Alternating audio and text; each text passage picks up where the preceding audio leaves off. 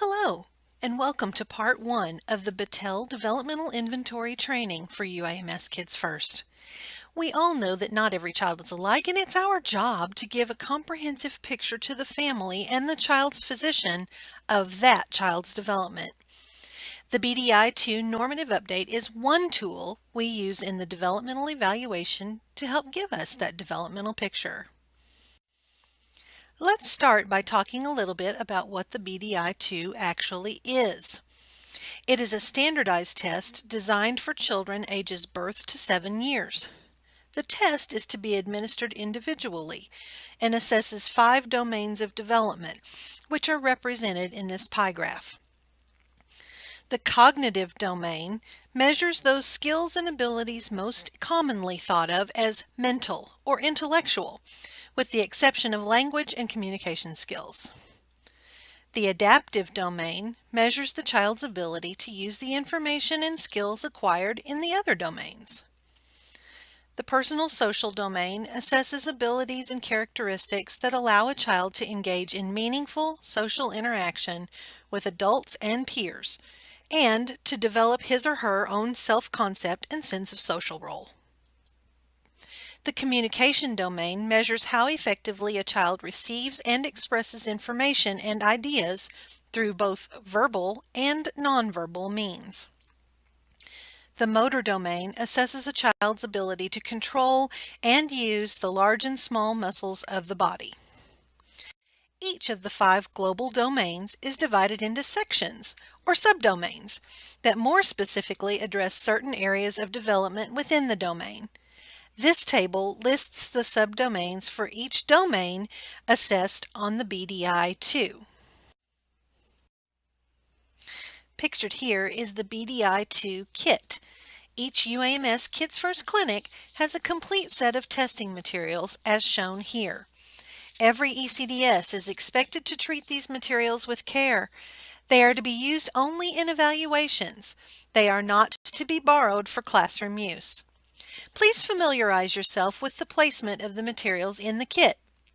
It will be much more efficient if the materials are always located in the same spot within the toolkit.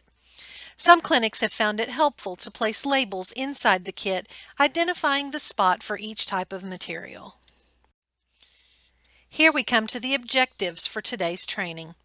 At the conclusion of this training activity, you should be able to show competency in the following areas: identifying documents to review prior to actually giving the BDI-2, correctly completing the child's information at the top of the test booklet, using the child's age and information from the BDI-2 manuals to determine starting points in the test subdomains, preparing the testing materials and environment prior to giving the test, and welcoming the child and family to the evaluation. Gathering background information on each child is a necessary part of preparing to give a developmental evaluation. You will need the information listed here, not only during the developmental evaluation, but also in writing your evaluation report afterward. During preparation, think about the child's medical history. Is there a listed diagnosis that might indicate to you what the child's range of abilities may be? For instance, a child development specialist could anticipate that a 2.5-year-old with spina bifida that is catheterized would probably not be showing signs of readiness for toileting. A 4-year-old child with autism who is described as nonverbal could be expected to perform below age level on expressive communication. Knowing something about the child's medical history and diagnoses will help you to prepare to administer the BDI-2 in a more efficient way. Early in the intake process, there will be an initial contact form completed that will give the child's name, date of birth, and family information such as parent's name.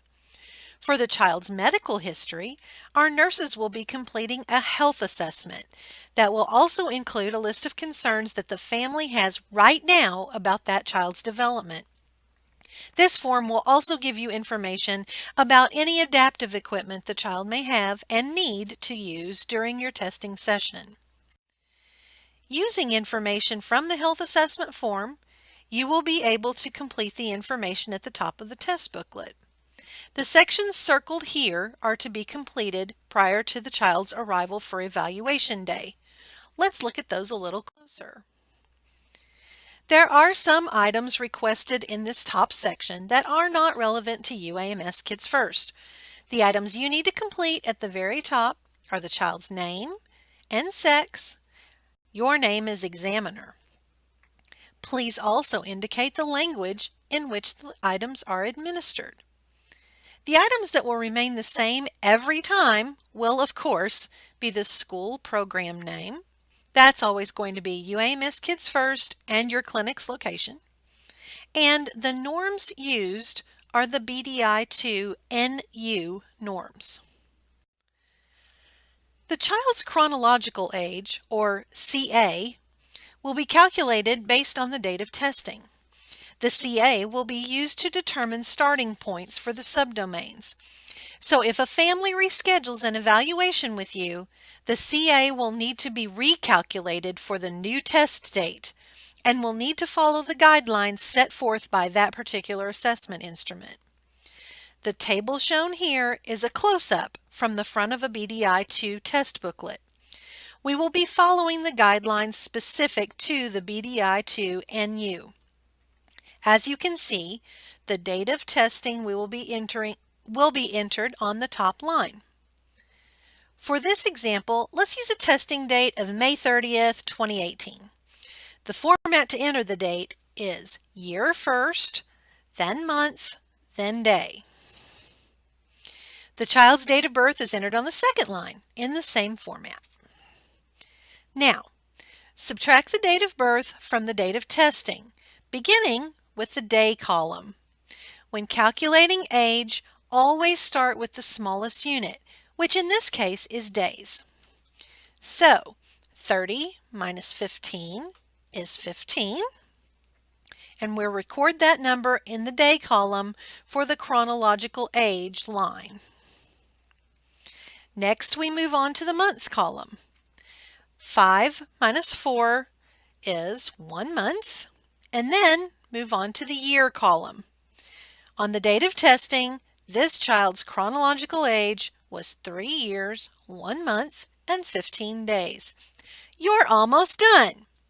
The last step is to convert the chronological age into months. The formula reminder is at the bottom of the pictured table. Just take the number of years, in our example it's 3, multiply by 12 to convert to months. In our example, that gives us 36, which we then add to the 1 in our months column to get our total number of months.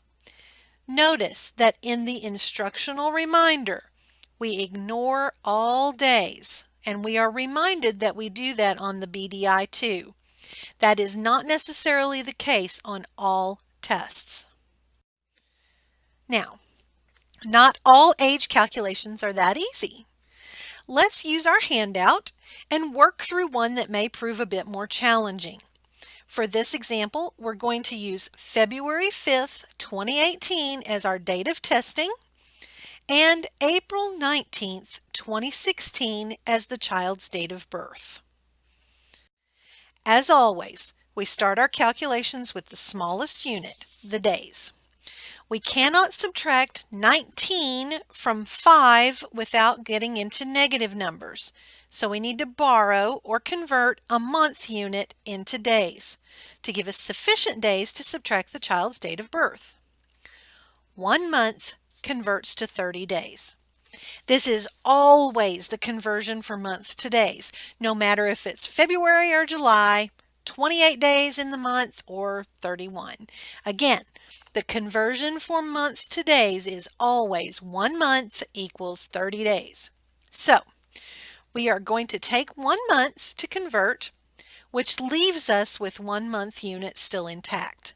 Next, we will convert that month to 30 days and add that 30 to the 5 we have, so that now we have 35 days to work with.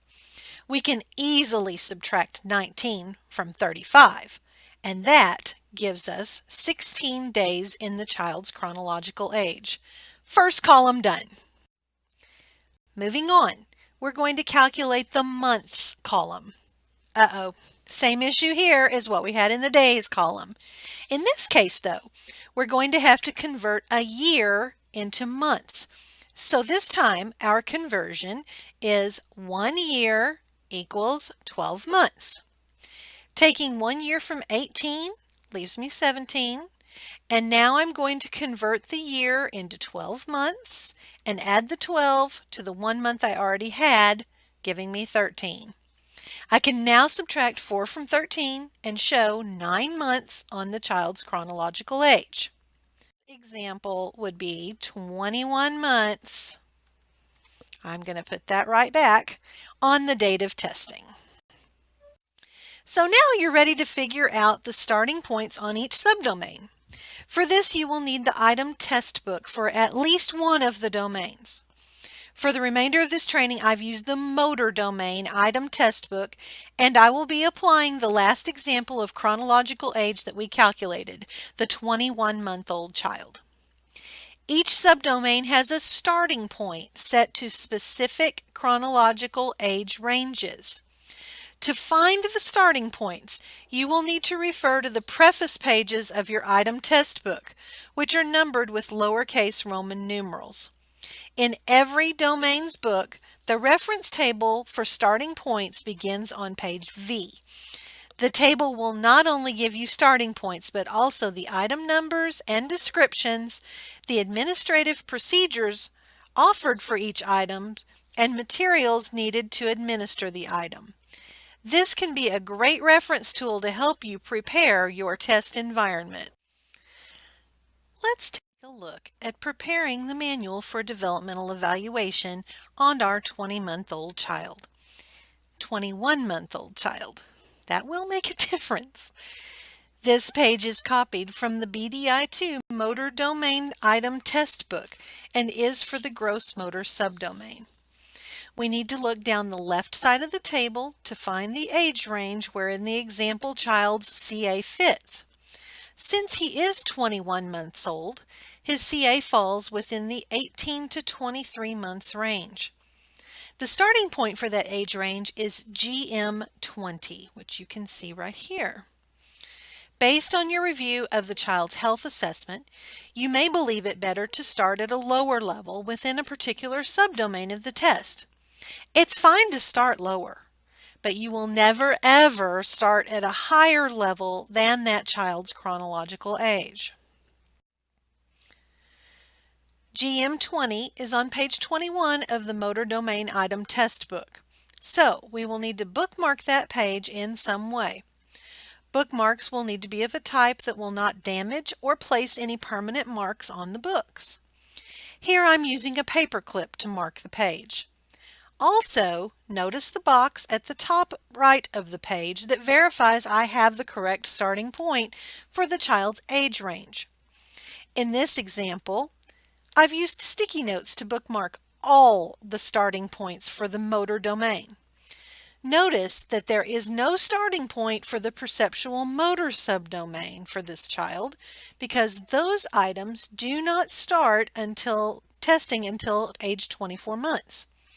As a reminder, I went ahead and marked no PM on my test booklet so I wouldn't waste time during the testing session wondering if I'd forgotten something. Once you've prepared your test books, you'll be able to identify which test item you'll be needing for the developmental evaluation session with that child. At first, you may need to pull out all the test items from the kit so that you can have just the first few handy. Over time, however, you're going to become more familiar with your test kit and be able to pull out materials much more quickly. For consistency's sake, it's a good idea to have your test kit labeled so that everyone using it returns the testing materials to the same spot. However you choose to prep your materials, they need to be mostly out of sight of the child who's being tested so that they're not a distraction. Please remember that these testing materials are not to be used for classroom playthings, but are specifically set apart for the developmental evaluation. These kits are expensive, and must be shared by all our ECDSs. So we ask that you're respectful and return all test materials in good working order to their proper place in the kit. If the child being tested happens to mouth the objects during the test, you'll need to make sure they're properly sanitized before being returned to the kit. You have your test materials all prepared. Now it's time to check out the room. Make sure it's quiet and well lit. External noise or flickering light bulbs can be very distracting, and dim lighting may be a signal to the child that it's time to sleep rather than to attend to tasks. The examiner's manual of the BDI-2 states specifically on page 26 that a toddler or older child needs an appropriately sized table and chair for the test administration, with adequate space for the item test book, stimulus book, and record form, as well as enough room for the child to work. The test kit needs to be placed within reach of the examiner, but out of view of the child to decrease distraction. If the child happens to need special equipment or accommodations to be made for the test session that would require adapting the environment, such as more room for a wheelchair or space on the table for a touch talker, things like that, then prepare your testing space in advance for those accommodations. Let's take a quick look at what can happen when a child has been brought into a large room for testing, but distractions have not been minimized. Wait, which one? Evan, you want that one chair? No. Okay, carry it. Carry it. Bus. Here, bring the bus over here. You carry it. Bring the bus to the table. The wheels on the bus go round and round. Obviously, Evan was much more attracted to the bus and other things in the room than he was to the form board. So, now that we have our room all set up, free of distractions as much as possible, and the scheduled day arrives for the evaluation, you have everything ready to go. Your starting points are bookmarked, your materials are ready, and now you've been informed that the child has arrived. Welcoming the child and family to the evaluation is just as important as making sure the space is set up. Remember that intake form that you reviewed? You can pull the parent name from that form to be prepared to greet the child and the parent by name. Be ready to introduce yourself and give a simple explanation of your clinical role. In short, let the family know that we're there for them and they're important. Here's an example of what it might look like as Sarah, the ECDS, greets a family coming in for a developmental evaluation.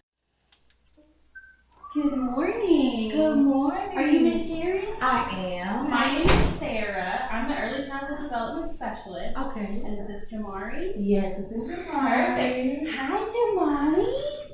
What are you doing, guys? So I'm going to be the one doing the developmental testing on Jamari. Okay. We're going to start out with the Patel. So if you want to bring him over here, Okay. we can get started and we'll figure out where he is at developmentally. Okay.